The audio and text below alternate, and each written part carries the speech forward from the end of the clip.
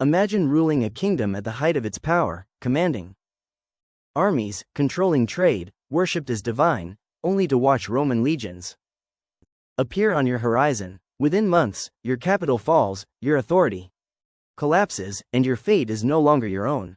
4. The queens who stood against Rome. Defeat did not simply mean surrender. It meant public humiliation, captivity, and sometimes death, staged before the heart of an empire determined to prove that no throne, and no ruler, stood above its power. Chapter 1. When Rome won, no one truly survived. Roman conquest has often been described as disciplined, strategic, even civilizing. Roads, aqueducts, law, codes, and urban planning followed in the wake of its legions. But before integration came domination. Rome's military victories were designed not only to seize territory, but to demonstrate absolute superiority. Defeat had to be visible. Submission had to be staged. When a kingdom fell, its ruling family became part of Rome's political theater. Kings might be executed swiftly or held for ransom. Queens, however, occupied a more complicated position. In many of the societies Rome fought, from Egypt to Britain to Palmyra, queens could rule in their own right, command loyalty, and embody divine or sacred authority. Their public humiliation sent a deliberate message. Not only had Rome defeated an army, it had crushed the very symbol of a rival civilization. Roman political culture valued hierarchy, masculinity, and control. A powerful foreign queen challenged all three. To parade her in chains through the capital was to reverse her status completely, from sovereign to captive, from ruler to spoil of war. The spectacle reinforced Rome's ideology. No throne stood above the Senate and people of Rome. Victory alone was insufficient. The conquered had to be displayed, diminished, and, in many cases, erased. In that system, queens were rarely treated as mere prisoners. They became instruments of imperial propaganda, living proof that resistance to Rome ended not just in defeat, but in degradation. Chapter 2. The Roman Triumph, glory built on humiliation. At the center of Rome's culture of victory stood the triumph, a state-sanctioned ceremony granted by the Senate to a victorious general. It was not merely a parade. It was a ritual of domination, carefully staged to transform military success into political power. The procession moved through the streets of Rome toward the temple of Jupiter Optimus Maximus. On the Capitoline Hill, soldiers marched in formation. Wagons carried plundered treasure, gold, weapons, religious artifacts stripped from conquered cities.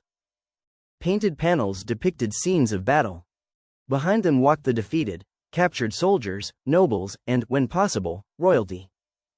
High-status captives were often dressed in their former regalia, making their fall more visible.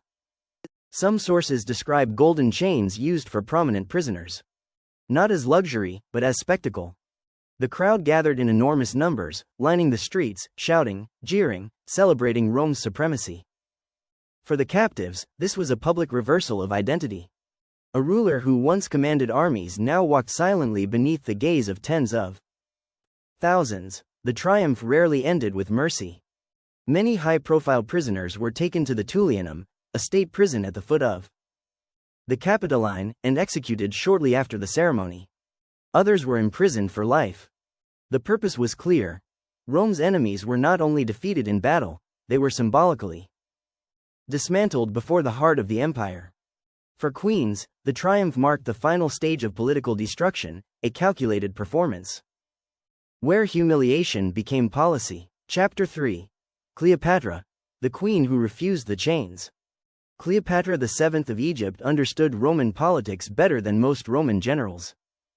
Born in 69 BCE into the Ptolemaic dynasty, she ruled a kingdom already entangled with Rome's expanding power. Her alliances with Julius Caesar and later Mark Antony were not romantic accidents of history, but strategic calculations meant to preserve Egypt's sovereignty.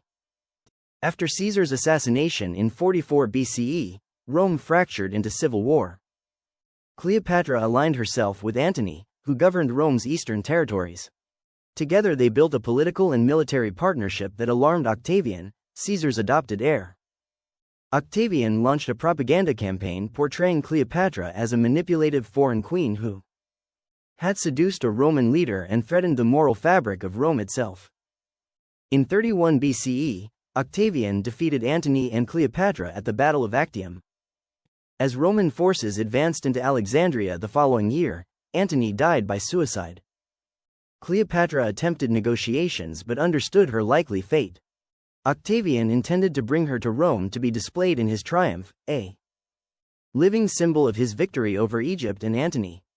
In August 30 BCE, Cleopatra died, traditionally believed to have taken her own life, though the exact method remains debated. Her death denied Octavian the spectacle he desired. Instead, a statue of her was carried in the triumph of 29 BCE. Cleopatra's final act prevented her public humiliation. In death, she escaped the chains that Rome reserved for its most dangerous enemies. Chapter 4. Boudica, Rome's Revenge Against Rebellion. In 60 or 61 CE, in the Roman province of Britannia, a rebellion erupted. Under the leadership of a queen named Boudica. She was the widow of Prasuagus, king of the Iceni tribe. Upon his death, he had attempted to secure his kingdom's future by naming both his daughters and the Roman Emperor Nero as co-heirs. Rome ignored the arrangement. According to the Roman historians Tacitus and Cassius Dio, Roman officials annexed Iceni territory, flogged Boudica publicly, and assaulted her daughters. Whether recorded with rhetorical exaggeration or not, these accounts reflect the brutality of Roman provincial enforcement. The humiliation of a client queen was deliberate and political. Boudica responded by forging alliances with neighboring tribes. Her forces destroyed the Roman settlement at Camulodunum, then Londinium, and Verulamium. Archaeological evidence confirms widespread burning in these cities during that period. Thousands of Roman settlers and loyalists were killed. Rome answered with overwhelming force. The governor, Gaius Suetonius Paulinus, regrouped his legions and confronted Boudica's army, likely along Watling Street. Despite numerical superiority, the Britons were defeated by Roman discipline and tactics. Boudica's death remains uncertain. Tacitus writes that she took poison. Cassius Dio suggests illness. What is clear is that Rome reasserted control decisively. The rebellion ended, and Britannia remained under Roman rule for centuries. In Roman records, Boudica became a cautionary example, a queen who dared to challenge imperial authority and paid the ultimate price. Chapter 5. Zenobia, the queen who almost broke the empire.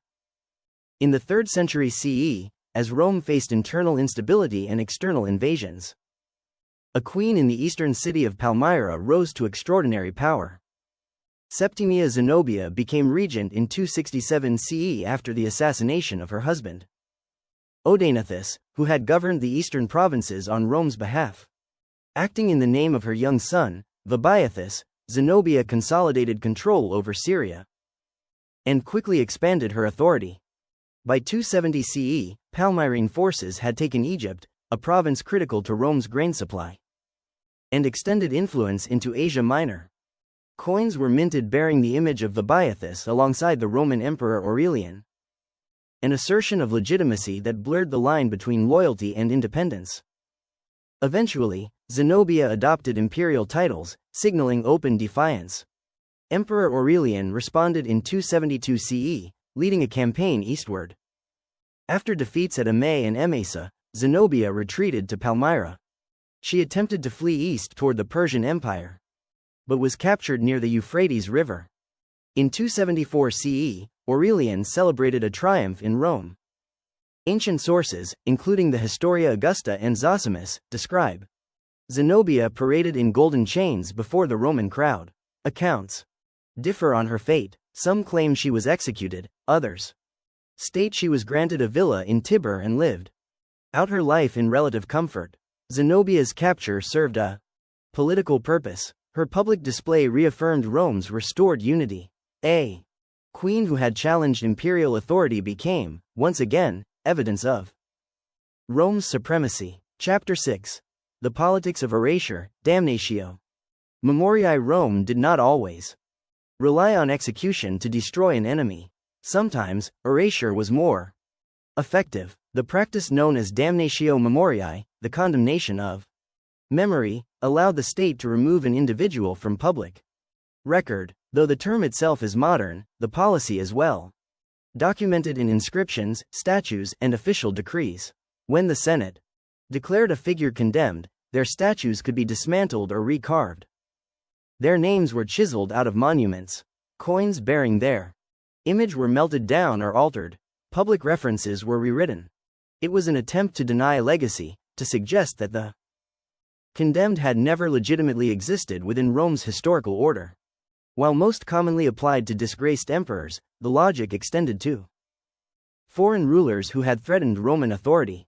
Cleopatra's political narrative, for example, survived largely through Roman authors such as Plutarch, Cassius Dio, and Suetonius, all writing from within the imperial framework that had defeated her. She was portrayed not as a capable monarch preserving his kingdom, but as a seductress who destabilized Rome. Zenobia, too, appears in Roman sources alternately as ambitious and admirable, yet ultimately subordinate to Aurelian's mercy.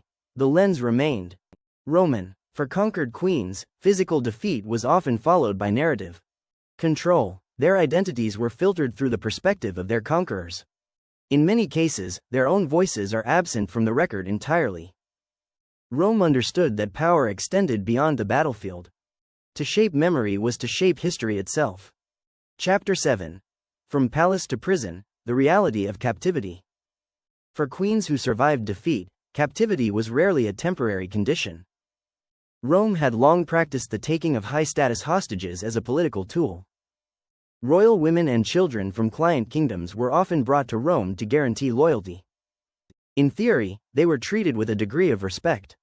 In reality, they lived under constant supervision, far from their homelands, serving as living insurance policies against rebellion. Conditions varied. Some captives were held under guard in state custody, especially if they had appeared in a triumph. Others were assigned residences and integrated into elite Roman society. Their movements restricted but not confined to prisons. Their survival depended on usefulness. A former queen might be married into an allied dynasty, used to legitimize Roman influence abroad. The alternative could be harsher. Slavery remained a legal institution at the core of Roman society, although it was less common for ruling queens to be enslaved outright. Members of defeated royal households were not always spared. The boundary between political prisoner and slave could blur, particularly for women whose authority had already been publicly dismantled. Religious identity also shifted. Queens who had once presided over sacred rituals in their own lands found themselves cut off from their traditions. Their role as cultural symbols was severed. Captivity meant more than confinement. It meant dependency, survival contingent on the very empire that had destroyed their sovereignty. Chapter 8. Why queens threatened Rome more than kings. Roman political culture was deeply patriarchal. Authority in Rome was structured around the paterfamilias, the male head of household, and extended outward into the Senate, magistracies, and military command. Women of elite Roman families could wield influence privately, but they did not hold formal political office. Power was expected to be male, visible, and militarized. Foreign queens disrupted that expectation. In regions such as Egypt, the Hellenistic East, and parts of Britain, female rulership was not unprecedented. Cleopatra VII ruled as pharaoh in her own right. Zenobia governed Palmyra as regent but exercised independent command. Boudica led armies into battle. Their authority was public and overt. To Roman observers, this inversion of gender norms could be framed as instability or moral disorder. Octavian's propaganda against Cleopatra emphasized excess, seduction, and foreign decadence, portraying her as a corrupting force over Mark Antony. Cassius Dio described Boudica in terms that underscored both her leadership and her transgression of Roman gender ideals. The underlying message was consistent. Female rule, especially over men, was unnatural within Roman ideology. This perception intensified the need to control the narrative. When a king was defeated, Rome had overcome a rival. When a queen was defeated, Rome could claim to have restored a proper order of power. In suppressing powerful queens, Rome was not only eliminating political threats, it was reinforcing its own model of authority, one that left little room for women at the center of the state. Chapter 9. The Empire's Double Standard, Roman Women versus Foreign Queens. Within Rome itself, elite women occupied a protected, though limited, social sphere. They could not vote or hold magistracies, yet they controlled property, managed households, and in some cases influenced political alliances through marriage networks. Women such as Livia Drusilla, wife of Augustus, operated with significant informal authority. Their dignity was tied to the honor of their families and, by extension, to the stability of the Roman state. Foreign queens were not afforded the same consideration. Once defeated, they were stripped of status publicly and deliberately. Cleopatra was cast as a dangerous outsider threatening Roman virtue. Zenobia, despite her education and administrative ability, was framed as overreaching. Boudica's rebellion was described with emphasis on chaos and savagery. These portrayals justified harsh responses. The contrast reveals a calculated distinction.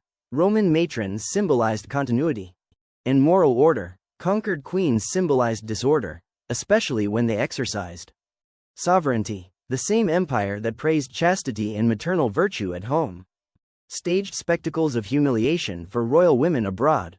This double standard served political ends. By degrading foreign queens, Rome reinforced the supremacy of its own social hierarchy. Protection and respect were privileges of belonging. Those outside the Roman framework could be displayed, punished, or rewritten without contradiction. Rome's moral language spoke of civilization and order. Its actions toward defeated queens reveal how conditional those ideals could be. Chapter 10. The Forgotten Faces of Empire. The historical record preserves the names of a few queens who confronted Rome: Cleopatra, Boudica, Zenobia. Yet for every ruler whose story survived in Roman texts, many more disappeared without detailed account. Conquests across Gaul, Hispania, North Africa, the Near East, and the Balkans brought entire dynasties to an end. Inscriptions were altered, local chronicles were lost, oral traditions faded under imperial administration. Our understanding of these women is filtered almost entirely through Roman authors. Tacitus, Cassius Dio, Plutarch, and others wrote from within the structures of the empire that prevailed. Their works remain invaluable, but they reflect Roman priorities: military order, political stability, and imperial legitimacy. The voices of the conquered rarely survive independently. Some royal women adapted. Hostage princesses married into Roman allied houses. Others lived under supervision in Italy or provincial cities, removed from their former authority. Some died in captivity, their deaths unrecorded beyond a brief mention. For many, even that was not granted. Rome's monuments still stand: arches commemorating victories, columns carved with scenes of submission. They testify to the scale of Roman power.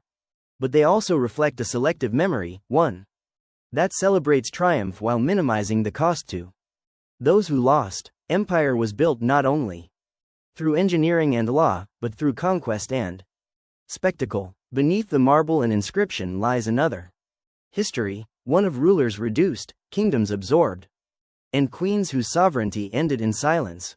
If you're drawn to the real stories history tried to bury, the power struggles, the forgotten rulers, the untold consequences of empire, make sure you subscribe and turn on notifications. Because in this channel, we don't just revisit history. We uncover what was erased.